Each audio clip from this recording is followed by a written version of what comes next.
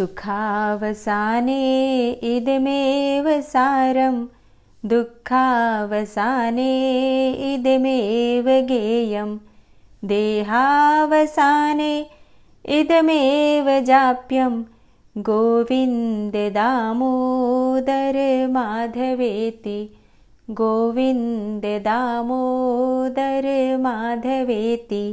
Marxist मास की कथा सुनने वाले सभी भक्तों का आज की कथा में हार्दिक स्वागत है। भगवान श्री कृष्ण और श्रीमती राधा रानी की कृपा सदैव आप और आपके समस्त परिवार पर बनी रहे। 7 दिसंबर 2023 आज है गुरुवार का दिन और आज आप सुनने वाले हैं मार्क्सिस्ट मास महात्म का 10वां अध्याय। आज अगहन मास का गुरुवार है तो आज के दिन महालक्ष्मी की कथा भी जरूर सुननी चाहिए। तो अगर आप सुनना चाहते हैं तो कथा की वीडियो चैनल पर अपलोड हो चुकी है, जरूर सुन लीजिए। और अगर आप गुरुवार का व्रत करते हैं तो गुरुवार के व्रत की कथा की वीडियो भी चैनल पर अपलोड है, आप लोग जरूर देख लीजिए। और अब भगवान श्री कृष्ण का ध्यान करके आज की इस पावन और परम कल्याणकारी कथा का श्रवण करते हैं। मार्क्सिस के महीने में भगवान श्री कृष्ण के बाल स्वरूप की पूजा की जाती है और भगवान श्री कृष्ण के बाल स्वरूप का ध्यान किस प्रकार से करना चाहिए, इसके बारे में स्वयं भगवान श्री कृष्ण वर्णन करते हैं ब्रह्मा जी से। तो अगर आप लोग एक एक शब्द को बहुत ध्यान से सुनेंगे और आंखें बंद करके जो शब्द कहे जा रहे हैं, जो कि स्वयं भगवान श्री कृष्ण वर्णन कर रहे हैं, उन शब्दों के द्वारा भगवान श्री कृष्ण का चिंतन करेंगे तो आपको निश्चित ही भगवान श्री कृष्ण के उस बाल स्वरूप के दर्शन प्राप्त होंगे जिसका वर्णन स्वयं भगवान श्री कृष्ण करते हैं। भगवान श्री कृष्ण कहते हैं ब्रह्मा जी से कि अब मैं ध्यान का वर्णन करता हूँ। शोभाशाली उद्यान से घिरी हुई एक सुवर्णमयी स्थली है, उसमें जगमगाते हुए रत्नों का बना हुआ एक प्रकाशमान मंडप है। उसके भीतर कल्प वृक्ष शोभा पा रहा है और उसके नीचे उद्दीप्त रत्नमय सिंहासन है जिसके ऊपर कमल का आसन है और उसके ऊपर बाल गोपाल श्याम सुंदर श्री कृष्ण विराजमान है।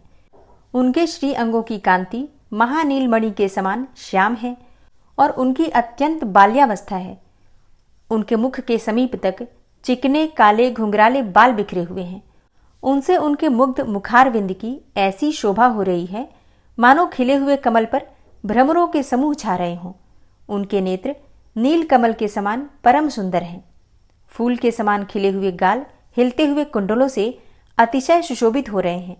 उनकी नुकीली नाक, लाल ओष्ठ और मंद मुस्कान से सुशोभित मुख सभी सुंदर हैं।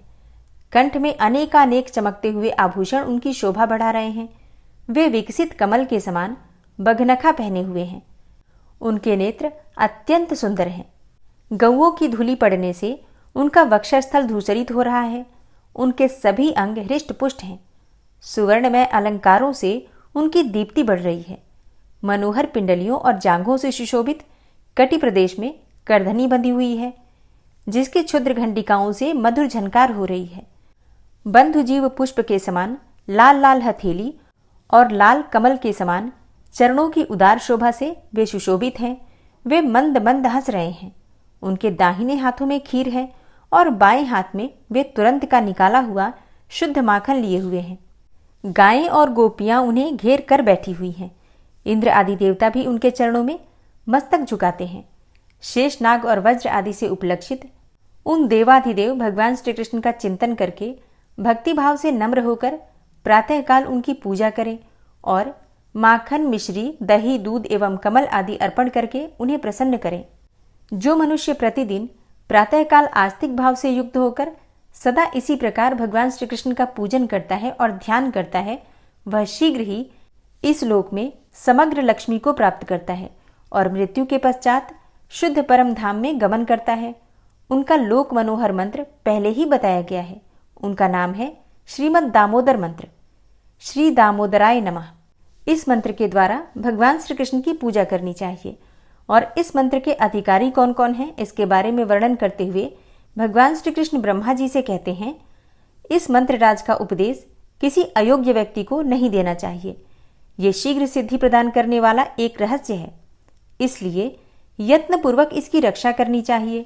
आलसी, मलिन, क्लेशग्रस्त, दंभी, मोहयुक्त, दरिद्र, रोगी, क्रोधी, रागी, भोगलोलुप, दोषदर्शी, ईर्ष्या रखने वाला, शठ, कटुवादी, अन्यायपूर्वक धन कमाने वाला, पर स्त्रियों में आसक्त रहने वाला, विद्वानों का वैरी, मूर्ख, अपने को पंडित समझने वाला, व्रत भ्रष्ट, जीविका के क्लेश से युक्त, चुगलखोर, दुष्टचित्त, बहुभोजी, निर्दयतापूर्ण चेष्टा वाला, दुष्टों का नेता, कंजूस, पापी, भयंकर, आश्रितों को भय देने वाला, इस प्रकार के दुर्गुणों से युक्त शिष्य को इस मंत्र के उपदेश के लिए कभी नहीं ग्रहण करना चाहिए।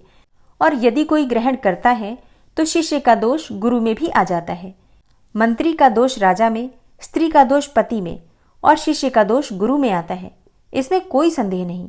इसलिए गुरु को चाहिए कि वह सदा शिष्य की परीक्षा लेकर ही उसे ग्रहण करे। अच्छा, यहाँ भगवान श्री कृष्ण गुरु और शिष्य दोनों के लक्षण बता रहे हैं। तो पहले शिष्य का लक्षण बता रहे हैं कि कैसा शिष्य होना चाहिए।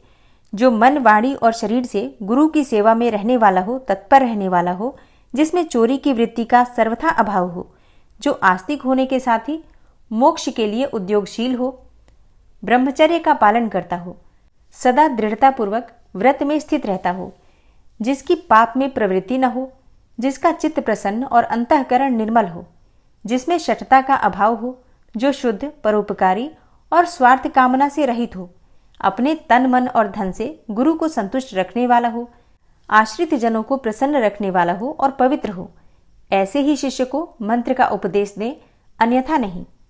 अब गुरु का लक्षण बतलाता हूं, हे ब्राह्मण, ध्यानपूर्वक सुनो। जिसका चित्त सम और शांत हो, जो क्रोध रहित हो, सब लोगों का सुहृद, सबका हित चाहने वाला, साधु, महात्मा, लोक में सब पर समान दृष्टि रखने वाला, वो गुरु कहा गया है।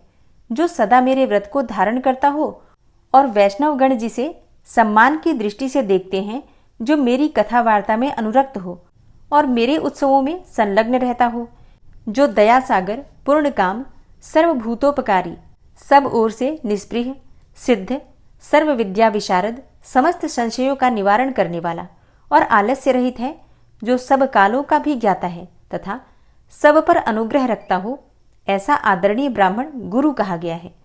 पूर्वोक्त लक्षणों से युक्त शिष्य ऐसे गुरु से मेरी प्राप्ति कराने वाले मार्गशीर्ष मास में उक्त दामोदर मंत्र का उपदेश ग्रहण करें। और अब भगवान श्री कृष्ण वर्णन कर रहे हैं उन कार्यों का जो मार्गशीर्ष मास में करने से भगवान श्री कृष्ण की विशेष कृपा प्राप्त होती है।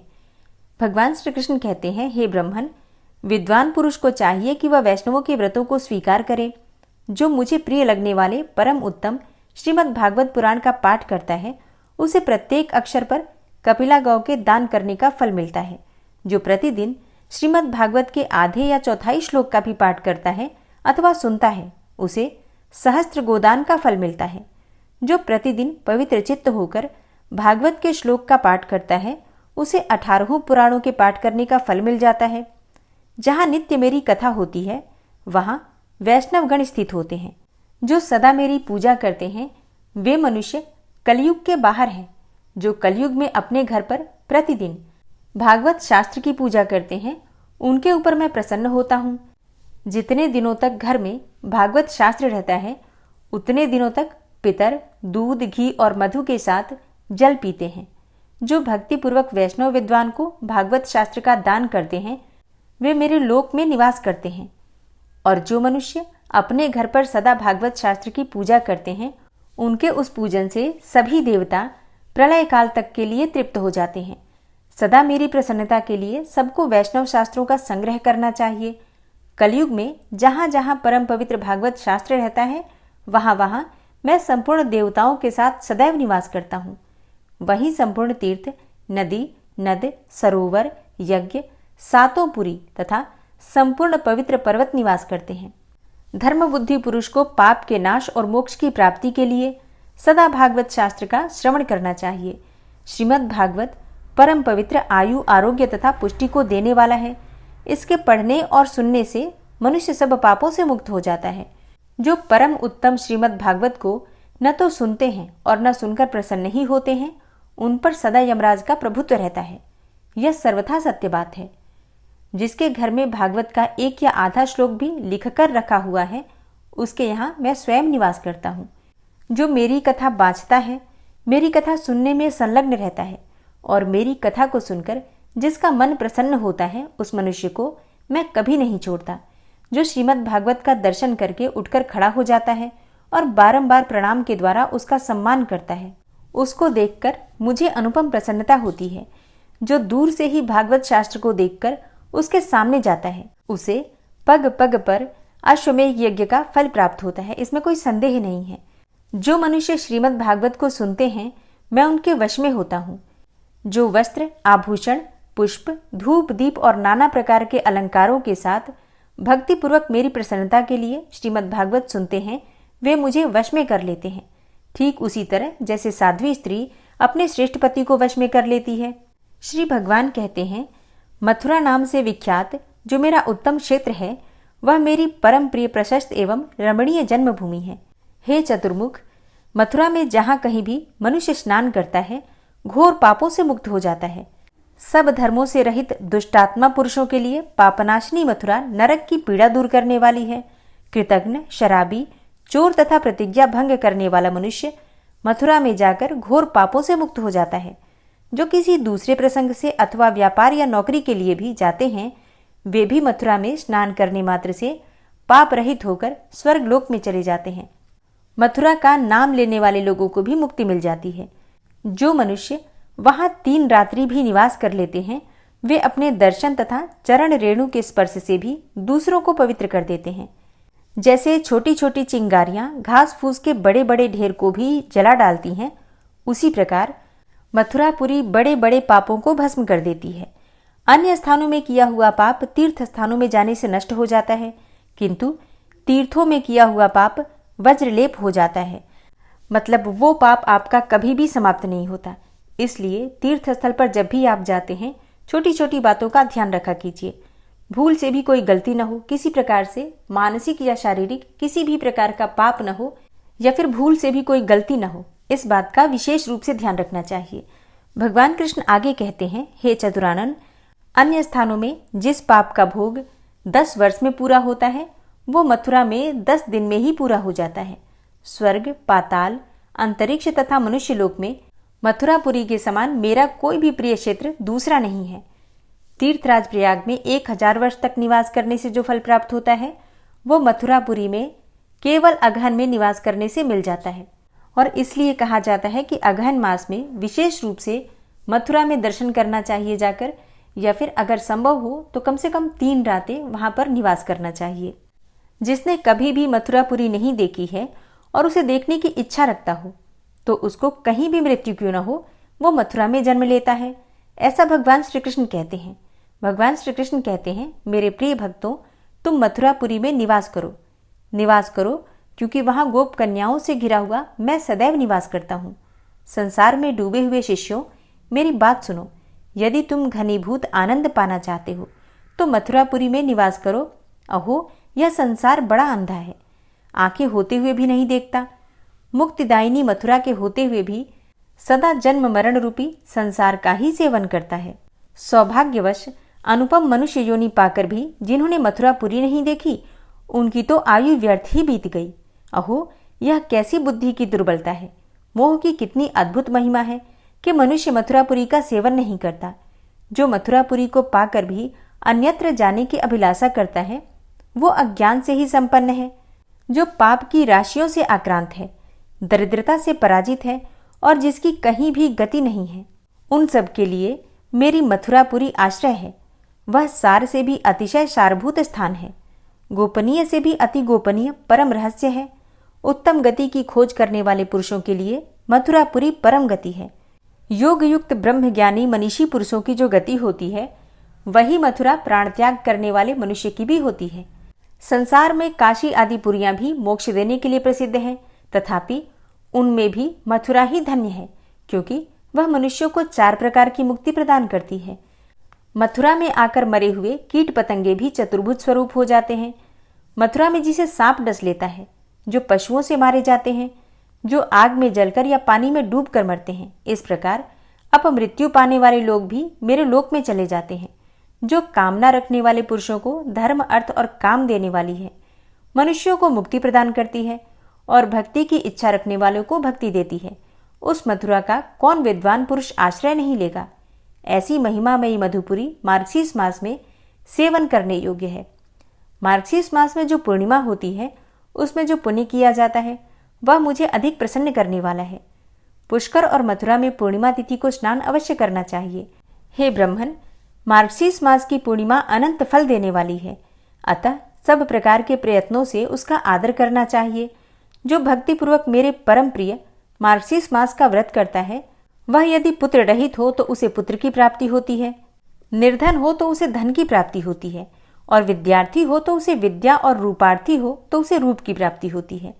ब्राह्मण ब्रह्म तेज को पाता है, क्षत्रिय विजयी होता है, वैश्य खजाने का मालिक होता है, और शूद्र पाप से शुद्ध हो जाता है। तीनों लोकों में जो दुर्लभ वस्तु है, वह सब मनुष्य मार्गशीर्ष मास में स्नान एवं व्रत करने से प्राप्त कर लेता है। मुझको वश में करने वाली उत्तम भक्ति सर्वथा दुर्लभ है, वह भी इस मार्गशीर्ष मास का महात्म्य श्रवण करने मात्र से प्राप्त हो जाता है। ओम क्लीम कृष्णाय नमः। इसके आगे का वृतांत आप कल की कथा में सुनेंगे। और अब आप सुनेंगे श्री राधा कृपा कटाक्ष स्तोत्र। श्री राधा कृपा कटाक्ष स्तोत्र। मुनीन्द्र वृंद वंदिते त्रिलोक शोक हारिणी प्रसन्न वक्त्र पंकजे निकुंज भूविलासिनी व्रजेन्द्र भानुनंदिनी व्रजेन्द्र सूनु संगते कदा करिष्यसि मां कृपा कटाक्ष भाजनम्। अशोक वृक्ष वल्लरी वितान मंडपस्थिते प्रवाल बाल पल्लव प्रभारुणांध्रि कोमले वराभय स्फुरत्करे प्रभूत संपदालये कदा करिष्यसि मां कृपा कटाक्ष भाजनम्। अनंगरंग मंगलं प्रसंग भंगुरं भ्रुवां सविभ्रमं ससंभ्रमं दृगन्त बाणपातने निरन्तरं वशीकृत प्रतीत नन्दनन्दने कदा करिष्यसि मां कृपा कटाक्ष भाजनम्। तडित्सुवर्ण चंपक प्रदीप्त गौर विग्रहे मुख प्रभा परास्त कोटि शारदेन्दु मंडले विचित्र चित्र संचर चकोर शावलोचने कदा करिष्यसि मां कृपा कटाक्ष भाजनम्। मदोन्मदादि यौवने प्रमोदमान मंडिते प्रियानुराग रंजिते कला विलास पंडिते अनन्य धन्य कुंज राज्य काम केलि कोविदे कदा करिष्यसि मां कृपा कटाक्ष भाजनम्। अशेष हाव भाव धीर हीर हार भूषिते प्रभूत शात कुंभ कुंभ कुंभि कुंभ सुस्तनि प्रशस्त मंद हास्य चूर्ण पूर्ण सौख्य सागरे कदा करिष्यसि मां कृपा कटाक्ष भाजनम्।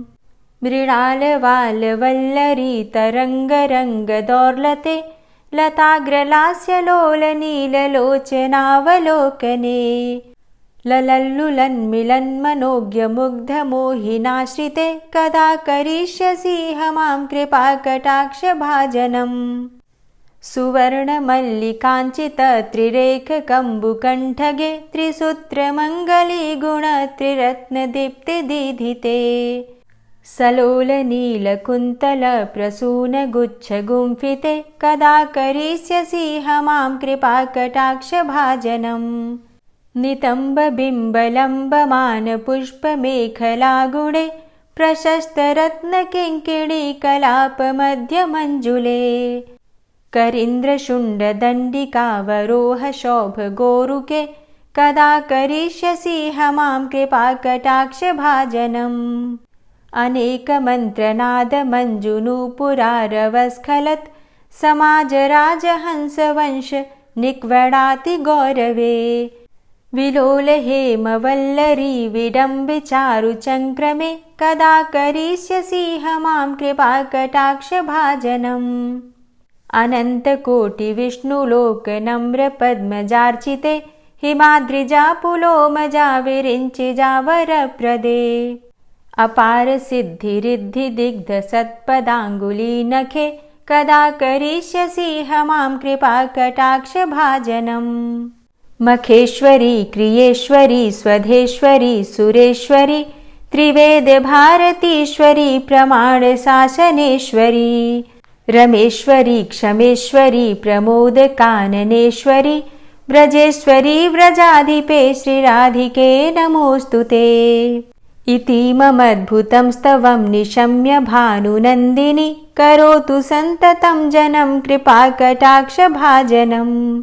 भवेत्तदैव सञ्चित त्रिरूपकर्मनाशनं लभेत्तदा ब्रजेन्द्रसूनुमण्डलप्रवेशनम्। जय जय श्रीराधे जय जय श्रीराधे। ॐ विश्वं विष्णुर्वषट्कारो भूतभव्य भवत्प्रभु भूतकृत भूतभृद्भावो भूतात्मा भूतवाहन भूतात्मा परमात्मा च मुक्तानां परमागति अव्ययः पुरुषः साक्षी क्षेत्रज्ञो अक्षर एव च योगो योगविदां नेता प्रधानपुरुषेश्वरः नारसिंहवपुः श्रीमान् केशवः पुरुषोत्तमः सर्वः शर्वः शिवस्थाणुर्भूतादिर्निधिर्व्ययः सम्भवो भावनो भर्ता प्रभवः प्रभुरीश्वरः स्वयंभू शम्भुरादित्यः पुष्कराक्षो महास्वनः अनादिनिधनो धाता विधाता धातुरुत्तमः अप्रमेयो ऋषिकेश पद्मनाभो अमरप्रभु विश्वकर्मा मनुस्त्वष्टा स्थविष्ठः स्थविरो ध्रुवः अग्राह्यः शाश्वतः कृष्णो लोहिताक्षः प्रतर्दनः प्रभूतस्त्रिककुब्धाम पवित्रं मङ्गलं परम् ईशानः प्राणदः प्राणो ज्येष्ठः श्रेष्ठः प्रजापति हिरण्यगर्भो भूगर्भो माधवो मधुसूदनः ईश्वरो विक्रमी धन्वी मेधावी विक्रमः क्रमः अनुत्तमो दुराधर्षः कृतज्ञः कृतिरात्मवान् सुरेशः शरणं शर्म विश्वरेताः प्रजाभवः अह संवत्सरो व्यालः प्रत्ययः सर्वदर्शनः अजः सर्वेश्वर सिद्ध सिद्धे सर्वादिर्च्युतः वृषाकपिर्मेयात्मा सर्वयोगविनिश्रितः वसुर्वसुमना सत्य समात्मा संमितः समः अमोघ पुण्डरीकाक्षो वृषकर्मा वृषाकृतिः रुद्रो बहुशिरा बभ्रुर्विश्वयोनिः शुचिश्रवा अमृतः शाश्वतस्थाणुर्वरारोहो महातपः सर्वगः सर्वविद्भानुर्विश्वक्सेनो जनार्दनः वेदो वेदविद्व्यङ्गो वेदाङ्गो वेदवित्कविः लोकाध्यक्षः सुराध्यक्षो धर्माध्यक्षः कृताकृतः चतुरात्मा चतुर्व्यूहश्चतुर्द्रष्टश्चतुर्भुजः भ्राजिष्णुर्भोजनं भोक्ता सहिष्णुर्जगदाति च अनघो विजयो जेता विश्वयोनिः पुनर्वसु उपेन्द्रो वामनः प्रांशुर्मोघः शुचिरुर्जितः अतीन्द्रः सङ्ग्रहः सर्गो धृतात्मा नियमो यमः वेद्यो वैद्यः सदा योगी वीरः माधवो मधु अतीन्द्रियो महामायो महोत्साहो महाबलः महाबुद्धिर्महावीर्यो महाशक्तिर्महाद्युतिः अनिर्देश्य वपुः श्रीमान् मेयात्मा महाधृतिर् महिश्वासो महीभर्ता श्रीनिवासः सतां गति अनिरुद्ध सुरानन्दो गोविन्दो गोविन्दाम्पति मरीचिर्दमनो हंस सुपर्णो भुजगोत्तम हिरण्यनाभ सुतपा पद्मनाभ प्रजापति अमृत्यु सर्वदिक्सिंह सन्धाता सन्धिमानस्थिर अजो दूर्मर्षणः शास्ता विश्रुतात्मा सुरारिः गुरुर्गुरुतमो धाम सत्य सत्यपराक्रम निमिषो अनिमिषो श्रग्वी वाचस्पतिरुदारधि अग्रणिर्ग्रामणी श्रीमान् न्यायो नेता समीरण सहस्रमूर्धा विश्वात्मा सहस्राक्ष सहस्रपात् आवर्तनो निवृत्तात्मा संवृतः संप्रमर्दन अह संवर्तको वहनिर्निलोधरणीधरः सुप्रसादः प्रसन्नात्मा विश्वदृग् विशुभुग्विभु सत्कर्ता सत्कृतः साधु जहर्नुर्नारायणो नरः असंख्येयो अप्रमेयात्मा विशिष्टशिष्टकृच्छुवि सिद्धार्थ सिद्धसङ्कल्प सिद्धिदः सिद्धिसाधनः वृषाहि वृषभो विष्णुर्विष्पर्वा वृषोदरः वर्धनो वर्धमानश्च विविक्तः श्रुतिसागरः सुभुजो दूर्धरो वाग्मी महेन्द्रो वसुदो वसु नैकरूपो बृहद्रूप शिपिविष्टः प्रकाशनः ओजस्तेजो द्युतिधरः प्रकाशात्मा प्रतापनः रिद्धस्पष्टाक्षरो मन्त्रश्चन्द्रांशुर्भास्करदुतिः अमृतांशुद्भवो भानु शशबिन्दुः सुरेश्वरः औषधं जगतः सेतु सत्यधर्मपराक्रमः भूतभव्य भवन्नाथ पवनः पावनो नलः कामः कामकृत्कान्तः कामः कामप्रदः प्रभु युगादिकृद्युगावर्तो नैकमायो महाशनः अदृश्यो अव्यक्तरूपश्च सहस्रजितनन्तजित् इष्टो अविशिष्ट शिष्टेष्ट शिखण्डी नहुसो वृष क्रोधः क्रोधकृत्कर्ता विश्वबाहुर्महीधरः अच्युतः प्रतितः प्राणः प्राणदो वासवानुजः अपां निधिर्धिष्ठानं प्रमत्तः प्रतिष्ठितः स्कन्दः स्कन्दधरो धूर्यो वरदो वायुवाहनः वासुदेवो बृहद्भानुरादिदेवः पुरन्दरः अशोकस्तारणस्तारः शूरः सौरिर्जनेश्वरः अनुकूलः शतावर्त पद्मी पद्मनिभेक्षणः पद्मनाभो अरविन्दाक्ष पद्मगर्भ शरीरभृत् महर्धिरिद्धो वृद्धात्मा महाक्षो गरुडाध्वजः अतुलः शरभो भीमो समयज्ञो हविर्हरि सर्वलक्षणलक्षण्यो लक्ष्मीवान् समितिञ्जयः वीक्षरो रोहितो मार्गो हेतुर्दामोदरः सह महीधरो महाभागो वेगवान् मिताशनः उद्भवः शोभणो देवः श्रीगर्भः परमेश्वरः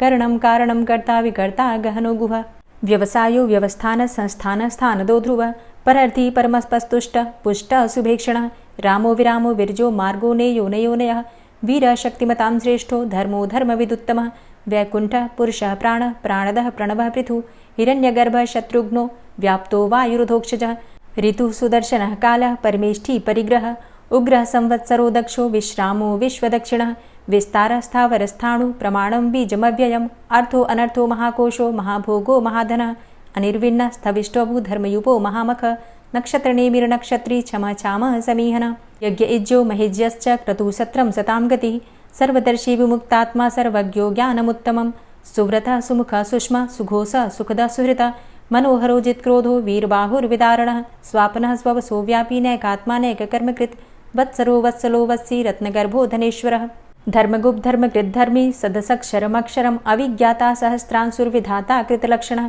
गभस्तिनेमिः सत्त्वस्थः सिंहो भूतमहेश्वरः आदिदेवो महादेवो देवेशो देवभृद्गुरुः उत्तरो गोपतिर्गोप्ता ज्ञानगम्यः पुरातनः शरीरभूतभृद्भोक्ता कपीन्द्रो भूरि दक्षिणः सोमभो अमृतपः सोमः पुरुजित पुरुषोत्तमः विनियोजय सत्यसन्धो दाशाः सात्वतां पतिः जीवो विनयिता साक्षी मुकुन्दो अमितविक्रमः अम्भो निदृणन्तात्मा महोदधीशयोऽन्तकः अजोमहारः स्वाभाव्यो जितामित्रः प्रमोदनः आनन्दो नन्दनो नन्दः सत्यधर्मा त्रिविक्रमः महर्षि कपिलाचार्यः कृतज्ञो मेदिनीपतिः त्रिपदस्त्रिदशाध्यक्षो महाशृङ्गः कृतान्तकृत् महावराहो गोविन्दः सुखेणः कनकाङ्गदी गुह्यो गभीरो गहनो गुप्तश्चक्रगदाधरः वेधा स्वाङ्गो अजितः कृष्णो दृढः सङ्कर्षणोच्युतः वरुणो वारुणो वृक्षः पुष्कराक्षो महामनाः भगवान् भगानन्दी वनमाली हलायुधः आदित्यो ज्योतिरादित्यः सहिष्णुर्गतिसत्तमः सुधन्वाखण्डपरशुर्दारुणो द्रविडप्रदः दिविस्त्रिक्सर्वदृग्व्यासो वाचस्पतिर्योनिजः त्रिसामा सामगः साम निर्वाणं भेषजं भिषक्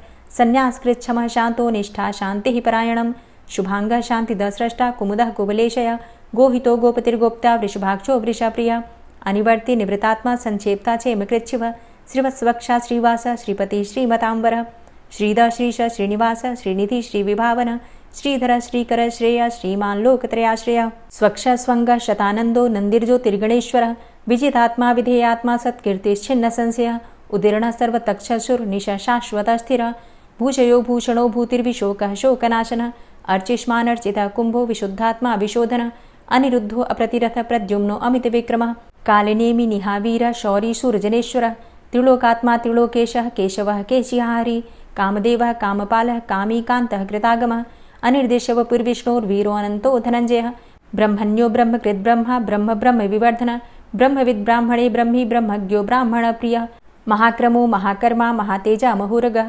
महाक्रतुर्महायज्वा महायज्ञो महाहवि स्तव्यः स्तव प्रियः स्तोत्रं स्तुतिस्तोतारणप्रियः पूर्णः पुरैता पुण्यः पुण्यकीर्तिर्नामयः मनोजवस्तीर्थकरो वसुरेता वसुप्रदः वसुप्रदो वासुदेव वसुर्वसुमनाहवि सद्गतिः सत्कीर्तिः सत्ता सद्भूतिः सत्परायणः शूरसेनो यदुश्रेष्ठः सन्निवासः सुयामुनः भूतावासो वासुदेवः सर्वासु निलयोऽनलः दर्पः दर्पदो दृप्तो दूर्धरोऽथा पराजितः विश्वमूर्तिर्महामूर्तिर्दीप्तमूर्तिर्मूर्तिमान् अनेकमूर्तिरव्यक्तः शतमूर्तिः शताननः एको नैकः सवः किं यत्तत्पदमनुत्तमं लोकबन्धुर्लोकनाथो माधवो भक्तवत्सलः सुवर्णवर्णो हेमाङ्गो वराङ्गश्चन्दनाङ्गदी वीरः विषमः शून्यो घृताशीरचलश्चलः अमानीमानदो मान्यो लोकस्वामी त्रिलोकधृक् सुमेधा मेधजो धन्यः सत्यमेधा धराधरः तेजो वृषः द्वितिधरः सर्वशस्त्रभृताम्बरः प्रग्रहो निग्रहो व्यग्रो नैकशृङ्गो गदाग्रजः चतुर्मूर्तिश्चतुर्बाहुश्चतुर्व्यूहश्चतुर्गति चतुरात्मा चतुर्भावश्चतुर्वेदविदेकपात् समावर्तो अनिवृतात्मा दुर्जयो दुरतिक्रमः दुर्लभो दुर्गमो दुर्गो दुरावासो दुरारिहा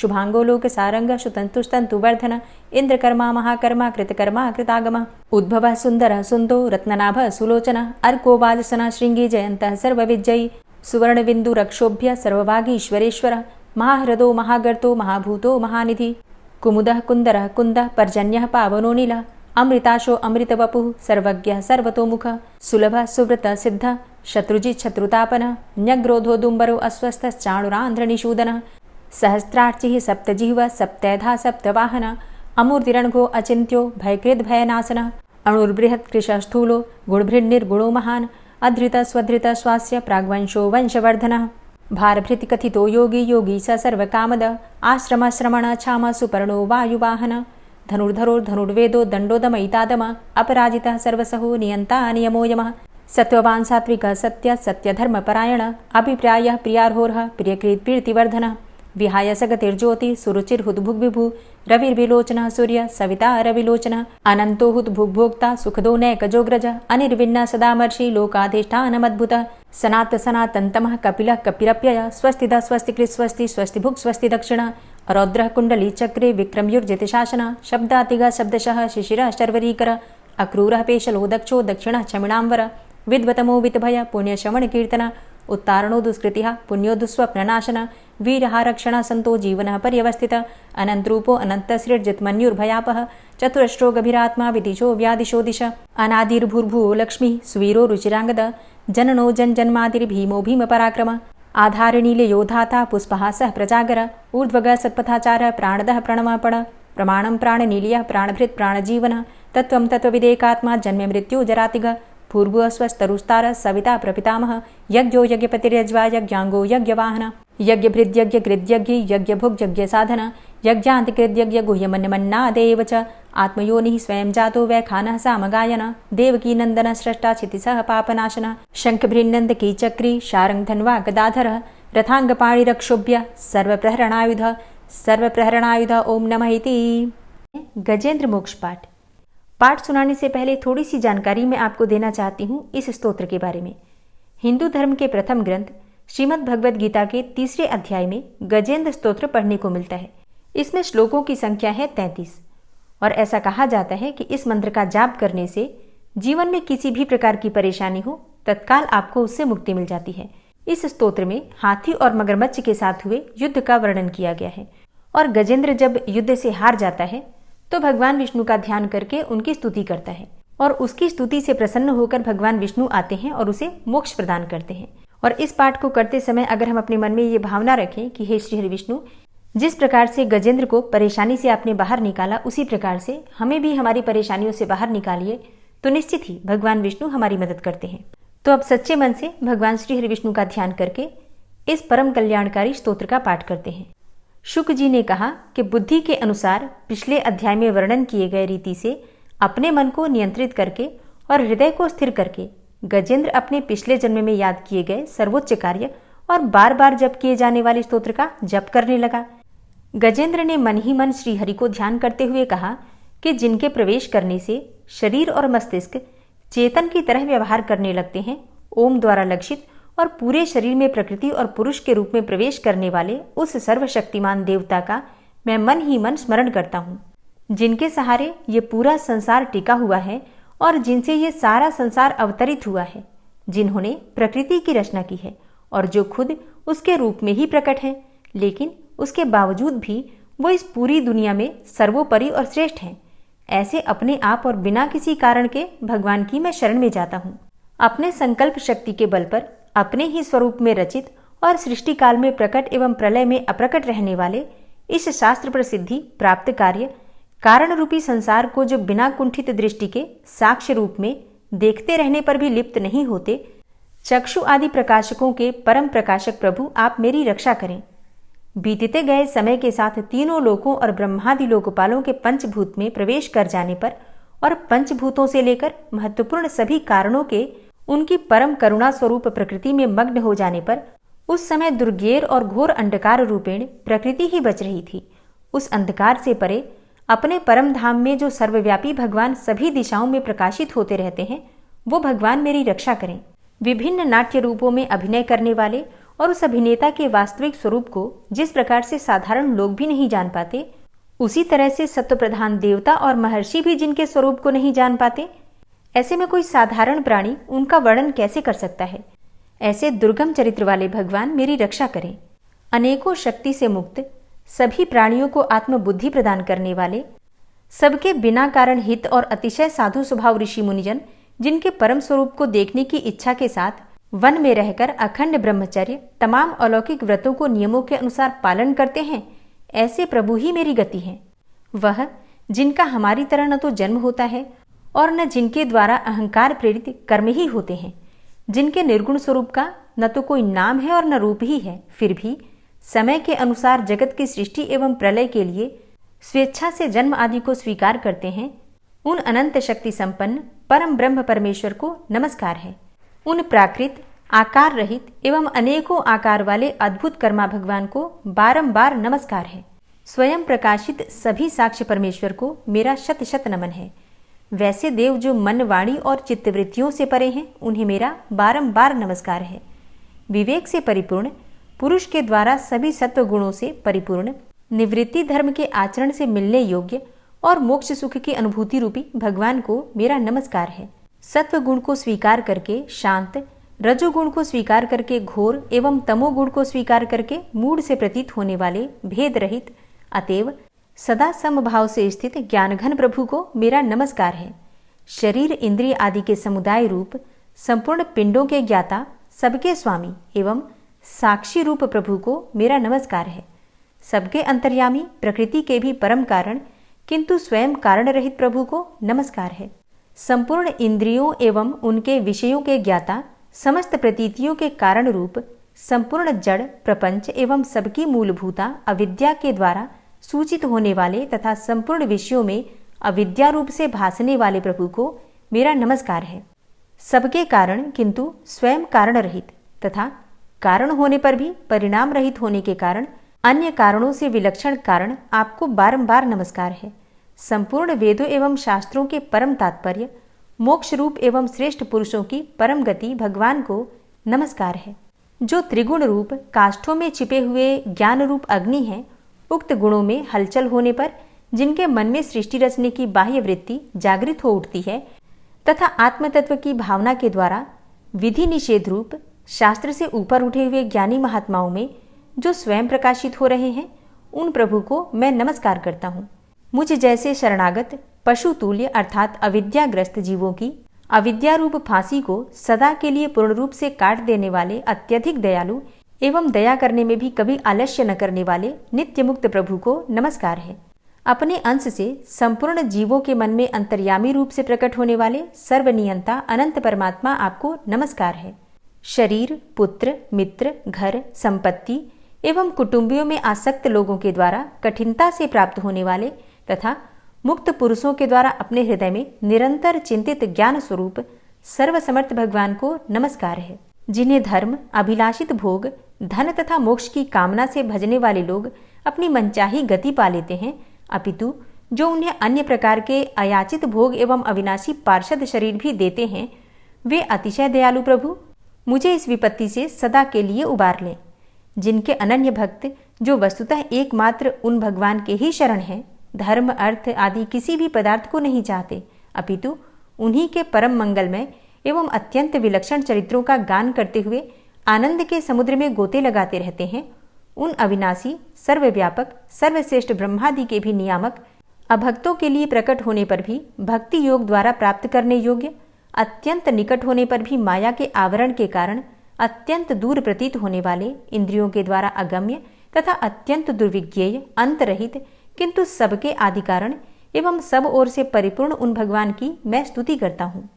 ब्रह्मा आदि समस्त देवता, चारों वेद तथा संपूर्ण चराचर जीव नाम और आवृत्ति भेद से जिनके अत्यंत क्षुद्र अंश के द्वारा रचे गए हैं, जिस प्रकार प्रज्वलित अग्नि से लपटे तथा सूर्य से किरणें बार बार निकलती हैं और पुनः अपने कारण में ही लीन हो जाती हैं, उसी प्रकार बुद्धि, मन, इंद्रिय और नाना योनियों के शरीर, यह गुणमय प्रपंच जिन स्वयं प्रकाश परमात्मा से प्रकट होता है और पुनः उन्हीं में लीन हो जाता है, वे भगवान न तो देवता हैं और न असुर, न मनुष्य हैं न तिर्यक अर्थात मनुष्य से नीची, पशु पक्षी आदि किसी भी योनि के प्राणी हैं, न वे स्त्री हैं और न पुरुष हैं और न ही नपुंसक हैं, न वे ऐसे कोई जीव हैं जिनका इन तीनों ही श्रेणियों में समावेश हो सके, न वे गुण हैं, न कर्म है, न कार्य है और न तो कारण ही है।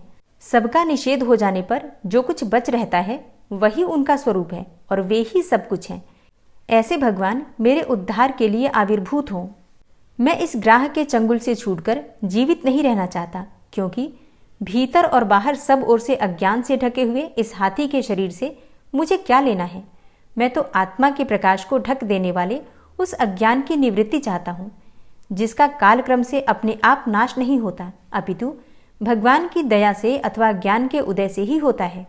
इस प्रकार मोक्ष का अभिलाषी मैं विश्व के रचयिता, स्वयं विश्व के रूप में प्रकट तथा विश्व से सर्वथा परे, विश्व को खिलौना बनाकर खेलने वाले, विश्व में आत्मरूप से व्याप्त, अजन्मा, सर्वव्यापक एवं प्राप्य वस्तुओं में सर्वश्रेष्ठ भी भगवान को केवल प्रणाम ही करता हूँ, उनकी शरण में हूँ।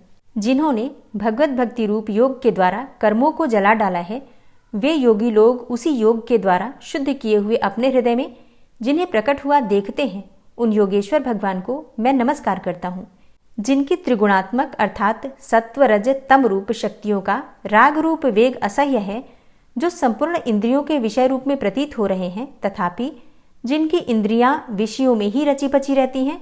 ऐसे लोगों को जिनका मार्ग भी मिलना असंभव है, उन शरणागत रक्षक एवं अपार शक्तिशाली आपको बार बार नमस्कार है। जिनकी अविद्या नामक शक्ति के कार्यरूप अहंकार से ढके हुए अपने स्वरूप को यह जीव जान नहीं पाता, उन अपार महिमा वाले भगवान की मैं शरण में आया हूँ। जिसने पूर्वोक्त प्रकार से भगवान के भेद रहित निराकार स्वरूप का वर्णन किया था, उस गजराज के समीप जब ब्रह्मा आदि कोई भी देवता नहीं आए, जो भिन्न भिन्न प्रकार के विशिष्ट विग्रहों को ही अपना स्वरूप मानते हैं, तब साक्षात श्रीहरि, जो सबके आत्मा होने के कारण सर्वदेव स्वरूप हैं, वहां प्रकट हो गए।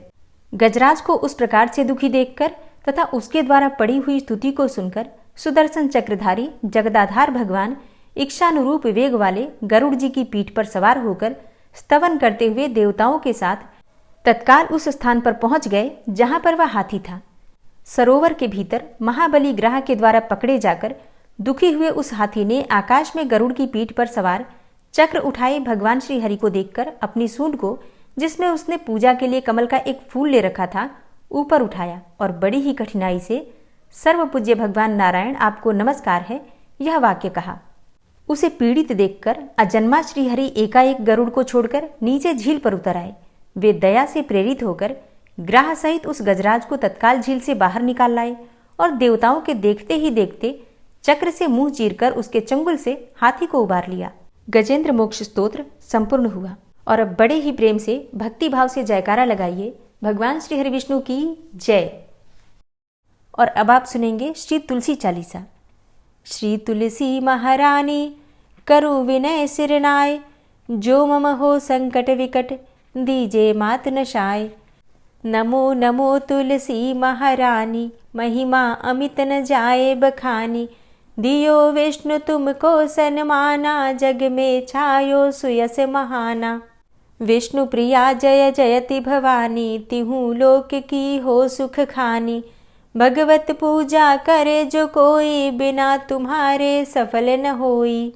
जिन घर तव नहीं होय निवासा, उस घर कर ही विष्णु नहीं बासा।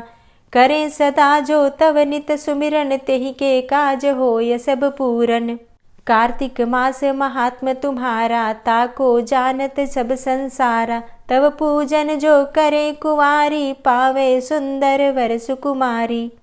करे जो पूजा नित प्रति नारी, सुख संपत्ति से होय सुखारी।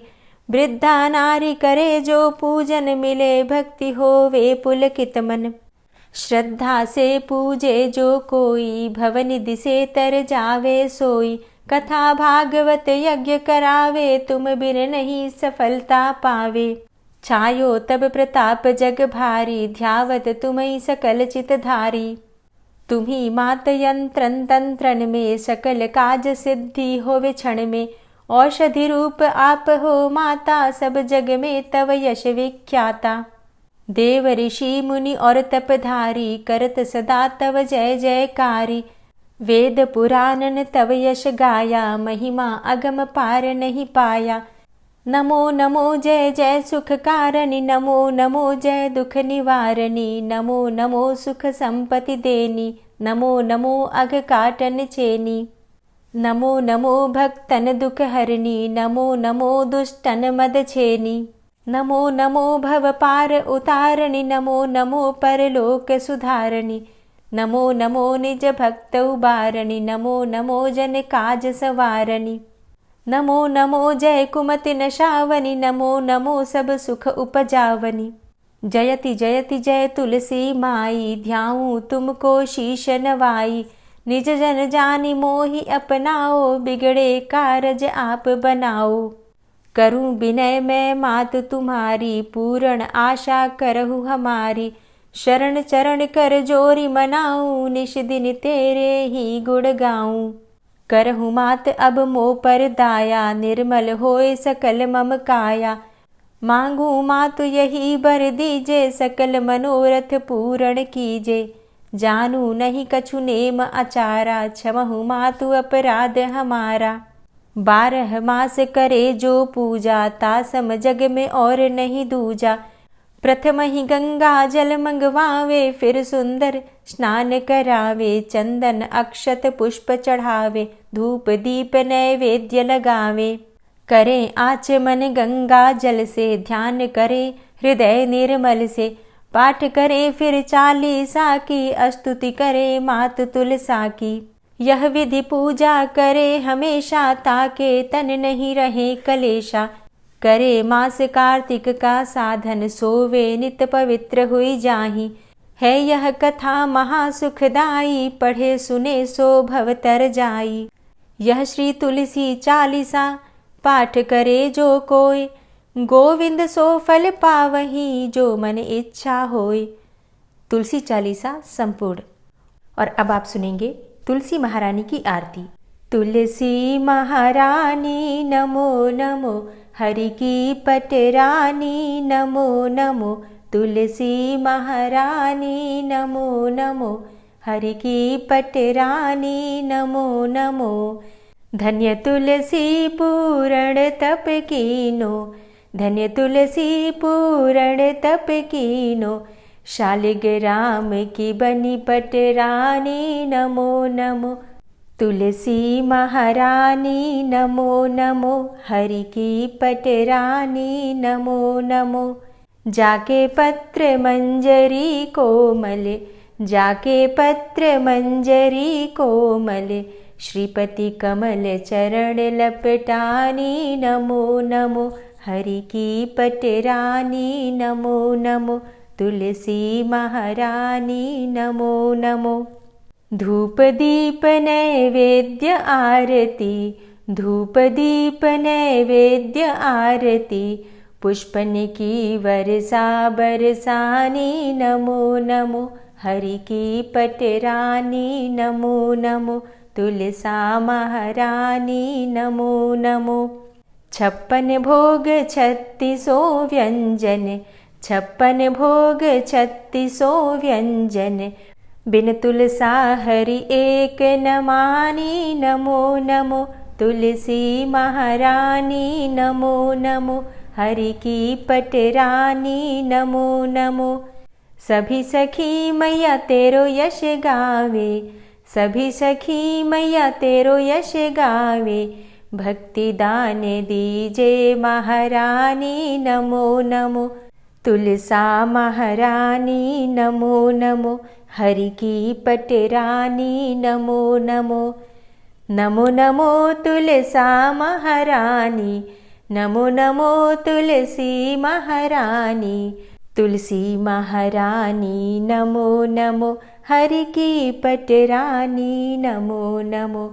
तुलसी महारानी नमो नमो, हरि की पटरानी नमो नमो। प्रेम से बोलिए तुलसी मैया की जय। उम्मीद करती हूँ कि आज की कथा आपको ज़रूर पसंद आई होगी। वीडियो अच्छी लगी हो तो लाइक ज़रूर कीजिए और कमेंट बॉक्स में राधे राधे लिखना बिल्कुल मत भूलिए। इसके साथ ही अगर आप चैनल पर पहली बार आए हैं, अभी तक आपने चैनल को सब्सक्राइब नहीं किया है, तो आज की वीडियो अगर आपको अच्छी लगे तो चैनल को सब्सक्राइब करके बेल आइकन को ज़रूर प्रेस कर लीजिए। इससे ये होगा कि इस चैनल पर जो भी नई वीडियो अपलोड होंगी उनकी नोटिफिकेशन आपको सही समय पर प्राप्त होगी। मिलती हूँ मैं आपसे अगली वीडियो में, तब तक के लिए जय श्री राधे।